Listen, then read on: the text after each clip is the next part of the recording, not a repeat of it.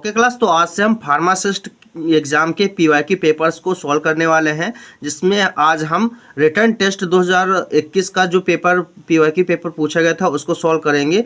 और इसकी exam date थी 25 दिसंबर 2021 और आज का हमारा यह वीडियो का फर्स्ट पार्ट होने वाला है, जिसमें हम टोटल जो है 2021 पेपर के टोटल 25 क्वेश्चन को सॉल्व करेंगे और अनदर वीडियो में हम जो बचे हुए क्वेश्चन होंगे उनको भी सॉल्व कर लेंगे। और सेक्शन ए की बात करते हैं। सेक्शन ए और बी दो पार्ट में डिवाइड था यह पेपर, और सेक्शन ए में 70 क्वेश्चन थे और सेक्शन बी में 30 क्वेश्चन थे। सेक्शन ए में जो है फार्मा से रिलेटेड क्वेश्चन थे और जो सेक्शन बी था उसमें नॉन फार्मा से related history, geography, general science वगैरह वगैरह के क्वेश्चन पूछे गए थे। तो सेक्शन ए जो कि फार्मा से रिलेटेड है उसके हम 25 क्वेश्चन को डिस्कस करने वाले हैं। तो सबसे पहले बात करते हैं, हमारा जो फर्स्ट क्वेश्चन था वो क्या था। क्लास क्वेश्चन था the volume of distribution of a drug describe. जो वॉल्यूम होती है ड्रग डिस्ट्रीब्यूशन की कैसे डिस्क्राइब की जाती है उसके बारे में बताना था, यानी कि डिफिनेशन ही बतानी थी। तो ऑप्शन ए दिया गया था the apparent distribution of the drug in the body. कितनी अपरेंट डिस्ट्रीब्यूशन वॉल्यूम जो होती है ड्रग में अवेलेबल होती है, हमारी ड्रग की हमारी बॉडी में कितनी अवेलेबल होती है उसके बेसिस पर। ऑप्शन बी दिया गया था the concentration of the drug in plasma. कितनी कॉन्सेंट्रेशन ऑफ ड्रग अवेलेबल है प्लाज्मा में, हमारे ब्लड प्लाज्मा में। और ऑप्शन सी दिया गया था the volume of plasma that is cleared from the body. कितनी वॉल्यूम ऑफ मतलब ड्रग है ब्लड प्लाज्मा में जो क्लियर्ड हो सकती है हमारी बॉडी से, उसके बेसिस पर। और ऑप्शन डी जो दिया गया था वो क्या था, the concentration of the drug in blood. कितनी कॉन्सेंट्रेशन ऑफ ड्रग अवेलेबल होगी हमारे ब्लड में उसके बेसिस पर। तो आपका जो ऑप्शन क्या है, ऑप्शन ए राइट हो जाएगा। ऑप्शन ए क्या दिया गया था, the apparent distribution of the drug in the body. कितनी अपरेंट वॉल्यूम जो है डिस्ट्रीब्यूशन की हमारे डिस्ट्रीब्यूशन ऑफ द ड्रग की हमारे बॉडी में अवेलेबल होगी, ये कितनी रिक्वायर होगी उसके बेसिस पर क्या किया जाता है, volume of distribution of a drug describe की जाती है। अब नेक्स्ट क्वेश्चन की बात करते हैं हमारे सेकंड नंबर क्वेश्चन की। तो हमारा सेकंड नंबर क्वेश्चन क्या है, क्वेश्चन है class the vaccine prepared through recombinant DNA technology are. इनमें से कौन सी जो है वैक्सीन है जो रिकम्बिनेंट डीएनए टेक्नोलॉजी के द्वारा प्रिपेयर्ड की गई थी। तो क्या आपकी फर्स्ट जनरेशन वैक्सीन थी, ऑप्शन बी है second generation vaccine, and option third है third generation vaccine, and option D जो पूछा गया दिया गया था फोर्थ जनरेशन वैक्सीन। तो जो हमारी थर्ड जनरेशन वैक्सीन थी क्लास वो क्या थी, वो रिकम्बिनेंट डीएनए टेक्नोलॉजी पर आधारित थी, उससे ही बनाई गई थी। तो थर्ड जनरेशन वैक्सीन आपका राइट आंसर हो जाएगा क्वेश्चन नंबर 2 का। ऐसे ही नेक्स्ट क्वेश्चन है आपका क्वेश्चन नंबर 3, वो क्या है, N antibody probe is used in. N antibody probe is used in किस में यूज की जाती है, क्या साउथर्न ब्लोटिंग में यूज की जाती है, फिर नॉर्दर्न ब्लोटिंग में यूज की जाती है। ऑप्शन सी है क्या है वेस्टर्न ब्लोटिंग में यूज की जाती है, और ऑप्शन डी है ईस्टर्न ब्लोटिंग में। तो आपका जो राइट आंसर क्या हो जाएगा इसका, वेस्टर्न ब्लोटिंग में यूज की जाती है। कौन, जो एंटी बॉडी होती है प्रोब वो यूज की जाती है किसमें, वेस्टर्न ब्लोटिंग में यूज की जाती है। ऐसे ही अब हम देखते हैं फोर्थ नंबर क्वेश्चन को। ये हमारा फोर्थ नंबर क्वेश्चन है the first protein synthesised by recombinant DNA technology was. इसमें क्या कहा गया कि जो फर्स्ट प्रोटीन थी वो सिंथेसाइज्ड की गई थी रिकम्बिनेंट डीएनए टेक्नोलॉजी के द्वारा, और उनमें से कौन सा ऑप्शन राइट है जो कि रिकम्बिनेंट डीएनए टेक्नोलॉजी के द्वारा फर्स्ट प्रोटीन सिंथेसाइज की गई थी, इनमें से कौन सा है। तो क्या स्ट्रेप्टोकाइनेज है, क्या ह्यूमन ग्रोथ हार्मोन्स हैं, या फिर टिश्यू प्लाज्मिनोजन एक्टिवेटर है, या फिर ह्यूमन इंसुलिन है। तो आपका राइट आंसर क्या हो जाएगा, जानते हो कि ह्यूमन इंसुलिन जो थी वो क्या थी, first protein synthesised recombinant DNA technology पर ये आधारित है। कौन, ह्यूमन इंसुलिन जो कि फर्स्ट प्रोटीन ये सिंथेसाइज्ड की गई थी रिकम्बिनेंट डीएनए टेक्नोलॉजी के द्वारा। तो आपका ऑप्शन डी राइट हो जाएगा। ऐसे ही नेक्स्ट अपना क्वेश्चन है वो क्या है, T aqueous polymerase is used in PCR because of its. क्यों, टी जो एक्वस है polymerase is used in PCR polymerase chain reaction because of its, क्यों यूज की जाती है। तो आपके ऑप्शन दिए गए थे, ऑप्शन ए है लो थर्मल स्टेबिलिटी के लिए, ऑप्शन बी है हाई थर्मल स्टेबिलिटी के लिए, and option C high fidelity के लिए, और ऑप्शन डी जो दिया गया था हाई स्पीड के लिए। तो ऑप्शन जो आपका बी है वो राइट हो जाएगा। हाई थर्मल स्टेबिलिटी के लिए क्या किया जाता है, टी एक्वस पॉलीमरेज को यूज किया जाता है इन पीसीआर, यानी कि पॉलीमरेज चेन रिएक्शन प्रोसेस में ये यूज की जाती है। किसके लिए, हाई थर्मल स्टेबिलिटी के लिए। तो ऑप्शन आपका जो है फिफ्थ क्वेश्चन का ऑप्शन जो है आपका बी राइट हो जाएगा। ऐसे नेक्स्ट क्वेश्चन देख लेते हैं अपना कि नेक्स्ट 6 नंबर क्वेश्चन है रेनॉल्ड्स फिनोमिनॉन। ये जो रेनॉल्ड्स फिनोमिना होता है वो क्या होता है। ऑप्शन ए है इट्स कैरेक्टराइज्ड बाय वेसोडाइलेशन, क्या ये कैरेक्टराइज्ड करता है वेसोडाइलेशन को। ऑप्शन बी है cause hot red feet, hot और रेड फीट को ये कॉज करता है, इसके ये डिफाइन करता है। ऑप्शन सी जो दिया गया है starts as white patches of skin, ये क्या दिखाता है कि starts as white patches of skin हो गए हैं।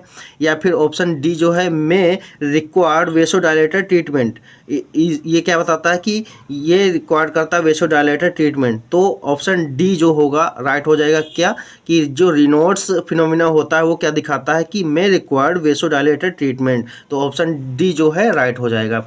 ऐसे ही 7th नंबर क्वेश्चन है आपका, क्वेश्चन क्या है, डायबिटिक रेटिनोपैथी क्या होता है, डायबिटिक रेटिनोपैथी क्या होती है।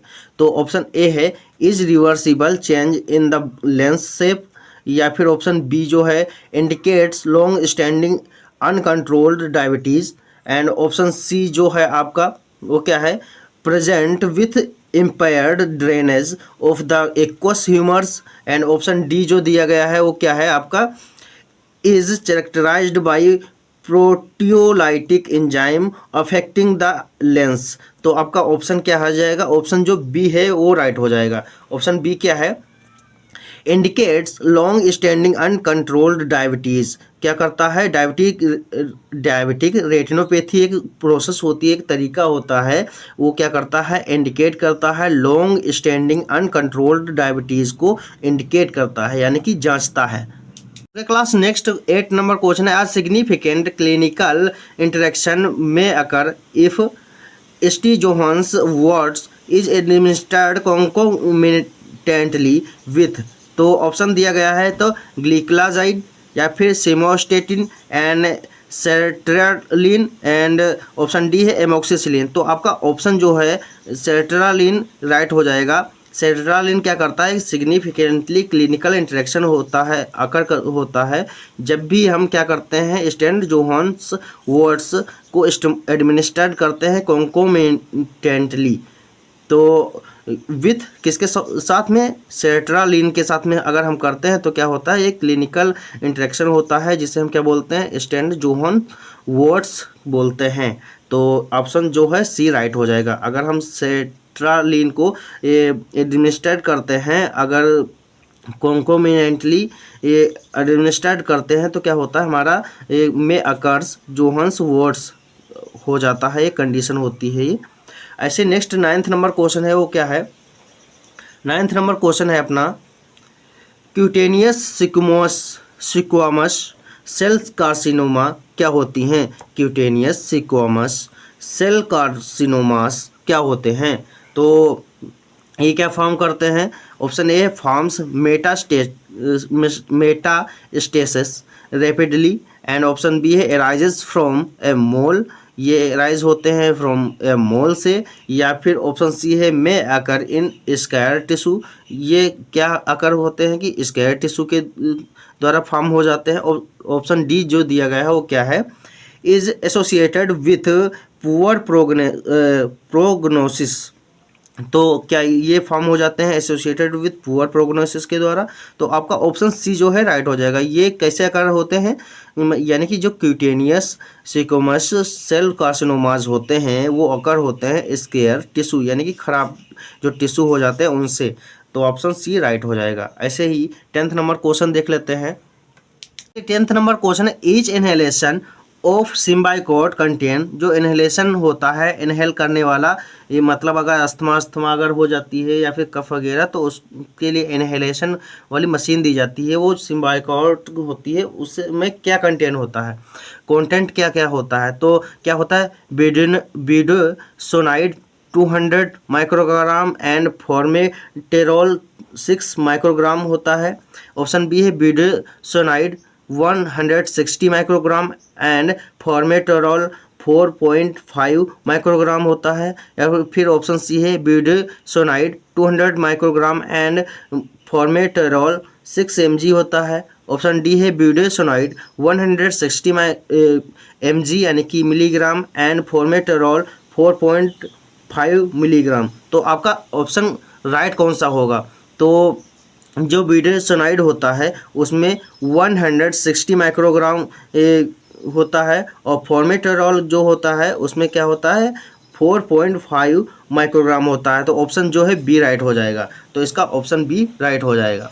ऐसे ही नेक्स्ट क्वेश्चन देख लेते हैं। 11th नंबर क्वेश्चन है अपना, which of the following preparation is the most appropriate as a cream from the management of chronic symptoms of haemorrhoids. अगर किसी पेशेंट को बवासीर की या फिर हेमोरॉइड्स की समस्या है तो इनमें से कौन सी जो है क्रीम, ये मतलब क्रोनिक समस्या है तो उसके मैनेजमेंट के लिए इनमें से कौन सी अप्रोप्रिएट अच्छी क्रीम होगी जिसको आप उस पेशेंट को प्रिस्क्राइब करना चाहेंगे। तो ऑप्शन ए है लीडोकेन, ऑप्शन बी है सिंकोकैन एंड ऑप्शन सी है आपका फ्रेमिसेटिन एंड ऑप्शन डी है हाइड्रोकोर्टिसोन। तो ऑप्शन आप इन चारों ऑप्शन में से आप कौन सी जो मेडिसिन आप देना चाहेंगे उस पेशेंट को, तो ऑप्शन जो है डी राइट हो जाएगा। हाइड्रोकोर्टिसोन जो होती है क्रीम उसको प्रिस्क्राइब कर सकते हैं आप, ये ऑप्शन राइट हो जाएगा, option D. 12th number question है, a mother ask for a preparation for head lice, which of the following agents could be recommended. तो एक मदर आई है, वो बोल रही है कि हमारे सर में जुए हो गए हैं, हेड लाइस हो गए हैं, तो उसके लिए आप कोई अच्छा जो है एक कोई एजेंट बता दीजिए, क्रीम बता दीजिए या फिर कोई प्रिपरेशन बता दीजिए, उसके लिए आप कौन सी रिकमेंड करेंगे, कौन सी मेडिसिन रिकमेंड करेंगे। तो ऑप्शन दिया गया है उसमें परमेथ्रिन, ऑप्शन बी है एल्कोहल एंड ऑप्शन सी है क्लोरहेक्सिडिन एंड ऑप्शन डी है सेट्रीमाइड। तो ऑप्शन आपका कौन सा राइट हो जाएगा, इनमें से कौन सी जो एजेंट है उसको आप प्रिस्क्राइब करेंगे उस मदर्स के लिए, उसको क्या कंडीशन है कि हेड लाइस यानी कि जुए हो गए हैं सर में, तो उसके लिए क्या प्रिस्क्राइब करेंगे। तो ऑप्शन ए राइट हो जाएगा। परमेथ्रिन जो होती है ये एक क्या होती है, अच्छी क्रीम होती है जिसका हम यूज़ कर सकते हैं हेड लाइस यानी कि जुए को मार किल करने के लिए, तो ऑप्शन ए राइट हो जाएगा। ऐसे ही 13 नंबर क्वेश्चन है, वो क्या है, uh patient request lozenges for sore throat, which of the following product is the most appropriate.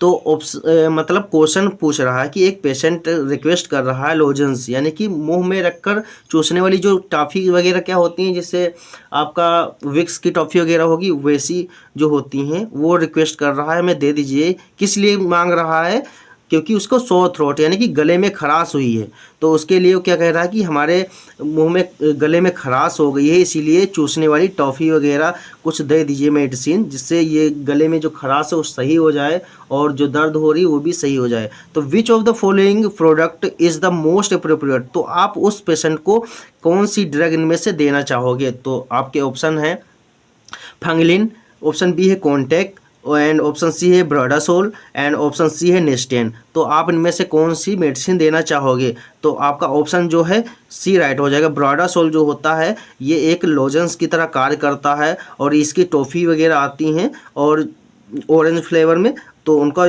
दिया जाता है जिससे पेशेंट को गले में खराश जो होती है और साथ में गले में अगर दर्द वगैरह होती है तो वो भी सही हो जाती है। तो ऑप्शन सी आपका राइट हो जाएगा। 14th नंबर क्वेश्चन है, an investigational medicinal product is, यह इनमें से कौन सा एक इन्वेस्टिगेशनल मेडिसिनल प्रोडक्ट है। तो ऑप्शन ए है a product intended to induce a specific alteration in the immunological response, जो इम्यूनोलॉजिकल रिस्पॉन्स देता हो, या फिर ऑप्शन बी है a product prepared in a pharmacy in accordance with a prescription, जो प्रिस्क्रिप्शन के अकॉर्डिंग प्रिपेयर किया गया हो फार्मेसी में। या फिर ऑप्शन सी आपका दिया गया है uh product prepared from homeopathy stock, जो होम्योपैथी स्टॉक में बनाया गया हो। ऑप्शन डी है, ऑप्शन डी क्या दिया गया है, a pharmaceutical form of an active substance being tested or used in a clinical trial, जो clinical trial जिसका हो गया हो और tested हो और वो pharmaceutical active substance उसका टेस्ट भी हो चुका हो और साथ में clinical trial भी हो चुका हो, उसको हम investigational medical प्रोडक्ट बोल सकते हैं। तो ऑप्शन जो है डी राइट हो जाएगा, क्योंकि जो भी फार्मास्यूटिकल प्रोडक्ट आते हैं ना उसकी टेस्टिंग और साथ में क्लिनिकल ट्रायल अगर हो जाता है तो वो उससे हम क्या, जो उसे ही हम क्या बोलते हैं, investigational medical product, medicinal product है वो, क्योंकि उसके साथ इन्वेस्टिगेशन हो चुकी, उसकी क्लिनिकल ट्रायल हो चुके हैं, टेस्टिंग वगैरह हो चुकी, तो ऑप्शन डी जो राइट हो जाएगा। तो ऑप्शन डी राइट हो जाएगा। ऐसे ही 15th नंबर क्वेश्चन है अपना। क्वेश्चन क्या है, in pharmaceutical manufacturing the qualified person, जो फार्मास्यूटिकल मैन्युफैक्चरिंग एरिया होती है उसमें क्वालिफाइड पर्सन हम किसे बोल सकते हैं, मतलब ऐसा कोई पर्सन कौन सी उसके अंदर प्रॉपर्टीज होंगी जिसको हम बोल सकते हैं कि फार्मास्यूटिकल मैन्युफैक्चरिंग का ये क्वालिफाइड पर्सन है, ये क्वेश्चन पूछ रहा है। तो आपका ऑप्शन क्या है, ensure that standards of good practice in manufacturing are complied with, या फिर ऑप्शन बी है stabilises the period of validity of the manufacturer's licence, उसके पास मैन्युफैक्चरिंग लाइसेंस होना चाहिए, बस काम हो गया। एंड ऑप्शन सी है make revoke a manufacture licence, make revoke करता है मैन्युफैक्चरर्स लाइसेंस का। एंड ऑप्शन डी है नॉन ऑफ द अबव, तो इनमें से कोई नहीं, तो ऑप्शन ए राइट हो जाएगा। क्योंकि देखिए ऐसा कोई पर्सन है जिसके पास स्टैंडर्ड्स गुड्स प्रैक्टिसेस वगैरह हैं और मैन्युफैक्चरिंग के बारे में वो जानता है, तो उसे ही हम क्या बोलेंगे, वो क्वालिफाइड पर्सन है। तो ऑप्शन ए राइट हो जाएगा। 16th नंबर क्वेश्चन है कि टेटनस वैक्सीन जो होती है is indicated when a wound is contaminated with, क्या जो टेटनस वैक्सीन जो होती है वो किस लिए इंडिकेट की जाती है कि जो वुंड है वो कंटामिनेटेड हो गया है, किसके द्वारा, किसके साथ में कंटामिनेटेड होने पर घाव जो होता है वो इंडिकेट की जाती है कि इसमें टेटनस लगना, वैक्सीन जो हो टेटनस की वैक्सीन होती है वो लगना ज़रूरी हो जाता है। तो क्या ऑयल के साथ में अगर वुंड कंटामिनेट हो जाता है, या फिर एसिड के साथ में, या फिर इथेनॉल के साथ में, या फिर आपका सोल के साथ में, तो जो ऑप्शन डी है सोल, यानी कि जो धूल कण होते हैं ना उसके साथ में अगर वुंड जो होता है कंटामिनेट हो जाता है तो क्या होता है, चांसेस बढ़ जाते हैं टेटनस होने के लिए। तो इसीलिए टेटनस की वैक्सीन लगाई जाती है, उस कंडीशन में ज़्यादा ही लगाना जरूरी हो जाता है। तो ऑप्शन डी राइट हो जाएगा आपका। ऐसे ही नेक्स्ट क्वेश्चन है अपना। क्वेश्चन क्या है कि the drug which was used as a lie detector during the second world war, जो लाई डिटेक्टर की तरह कोई जो ड्रग थी जिसका यूज किया गया था सेकेंड वर्ल्ड वॉर के दौरान पर, तो उसमें से कौन सी थी, हायोसिन थी, नाइट्रस ऑक्साइड थी, क्लोरोक्विन थी और कार्बामेजेपाइन थी। तो ऑप्शन जो है आपका ए राइट हो जाएगा। हायोसिन नाम की जो ड्रग थी अभी भी चल रही है, हायोसिन नाम की जो ड्रग है वो सेकेंड वर्ल्ड वॉर में एज अ लाई डिटेक्टर की तरह यूज की गई थी। तो हायोसिन ये ड्रग है, इसका यूजेस के बारे में आप कमेंट बॉक्स में बता सकते हैं। और अब नेक्स्ट क्वेश्चन की बात करते हैं, आपका 18th number question. 18th number question है as the temperature increase the surface tension. तो क्वेश्चन पूछा गया था कि अगर कोई जैसे लिक्विड भरा है या फिर कुछ है, तो अगर हम उसका टेम्परेचर बढ़ा देते हैं, वहाँ पर आग वगैरह जला देते हैं, तो क्या होता है उसकी सरफेस टेंशन में क्या होता है, तो क्या इंक्रीज हो जाएगी उसकी सरफेस टेंशन, या फिर डिक्रीज हो जाएगी, या फिर फर्स्ट पहली बार में इंक्रीज होगी एंड देन डिक्रीज हो जाएगी। एंड ऑप्शन डी है no changes and then decrease, कोई चेंजेस पहली बार में नहीं आएगा लेकिन बाद में डिक्रीज हो जाएगा। तो क्या ये होगा, तो आपका ऑप्शन देखिए जैसे इंक्रीज डिक्रीज और फर्स्ट इंक्रीज और फिर बाद में डिक्रीज और कोई चेंजेस नहीं होगा फिर डिक्रीज हो जाएगा। तो आप ही समझिए कि जैसे अगर कोई सरफेस टेंशन है उसके पर नीचे आग जलाई जाती है, फिर हीट किया जाता है, उसका टेम्परेचर बढ़ाया जाता है, तो क्या होगा, सरफेस टेंशन जो होगी उसकी डिक्रीज हो जाएगी, टूटने लगेंगे, उसके जो बॉन्ड वगैरह होंगे वो टूटने लगेंगे, वीक होने लगेंगे, तो डिक्रीज हो जाएगी। तो ऑप्शन जो है आपका बी राइट हो जाएगा। ऐसे नेक्स्ट 19th नंबर क्वेश्चन है। क्वेश्चन क्या है, इन plastic system below yield value the apparent viscosity is, तो क्या होगी, अगर हम कोई प्लास्टिक सिस्टम है जिसकी बिलो यील्ड वैल्यू है और उसकी अपरेंट विस्कोसिटी क्या होगी, तो क्या हायर होगी या फिर फिक्स्ड होगी या फिर नॉर्मल होगी या फिर इन्फिनाइट होगी, तो उसकी क्या होगी, विस्कोसिटी इन्फिनाइट होगी। तो ऑप्शन डी राइट हो जाएगा। ऐसे ही 20th नंबर क्वेश्चन है, micro emulsion contain globules of the size about.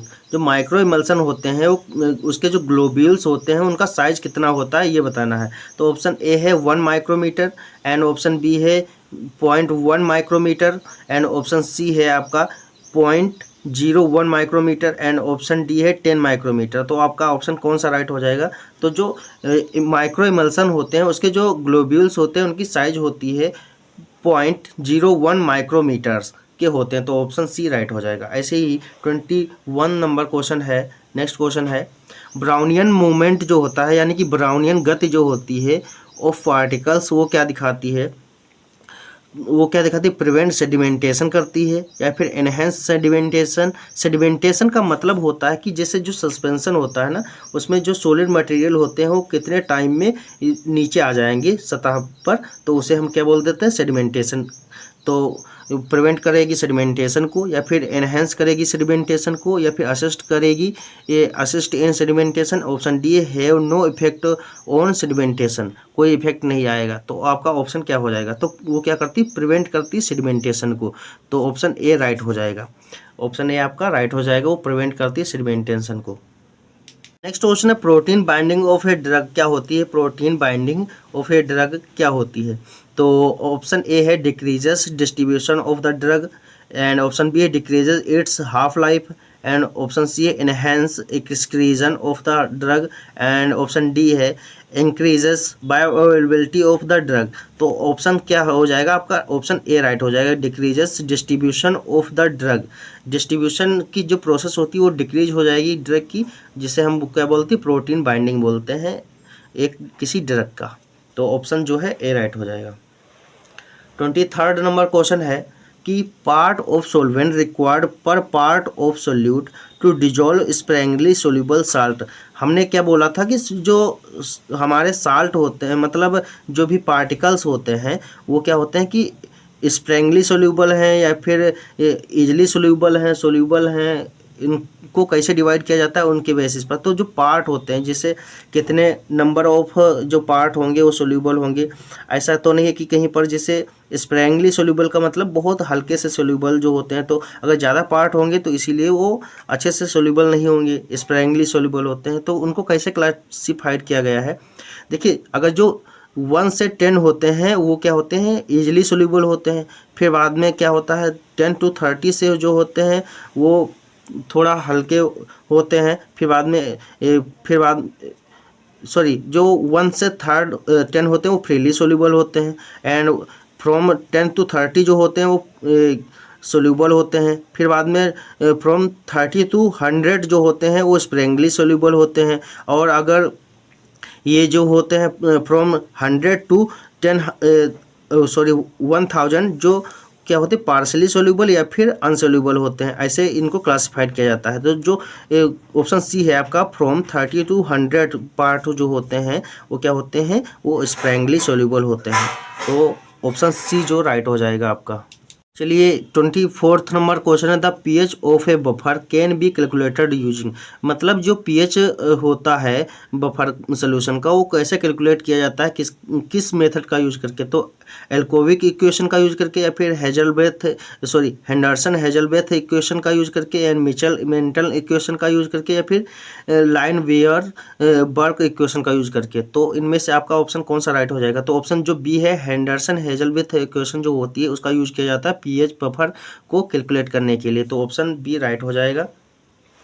ऐसे ही जो हमारा आज का लास्ट का क्वेश्चन होने वाला वो है, electrodialysis is a method for the purpose of. किसके लिए हम इलेक्ट्रोडायलिसिस करते हैं, क्या पर्पस होता है।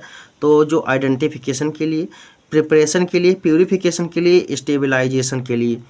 तो डायलिसिस जहाँ पर भी आता है तो क्या होता है कि जैसे ये अगर हम किडनी में डायलिसिस करते हैं तो ब्लड का प्यूरिफिकेशन किया जाता है ना, वैसे ही इलेक्ट्रोडायलिसिस का मतलब होता है जो इलेक्ट्रिकल हमारे कंपोनेंट होते हैं उसका डायलिसिस यानी कि प्यूरिफिकेशन के लिए किया जाता है। तो आपका ऑप्शन सी राइट हो जाएगा, प्यूरिफिकेशन के लिए। तो ऑप्शन सी यहाँ पर राइट हो जाएगा। यहाँ पर हमारे 25 क्वेश्चन कंप्लीट हो चुके हैं। अनदर जो 25 क्वेश्चन होंगे अनदर वीडियो में हम कंप्लीट कर लेंगे। मिलते हैं नेक्स्ट वीडियो में। धन्यवाद क्लास।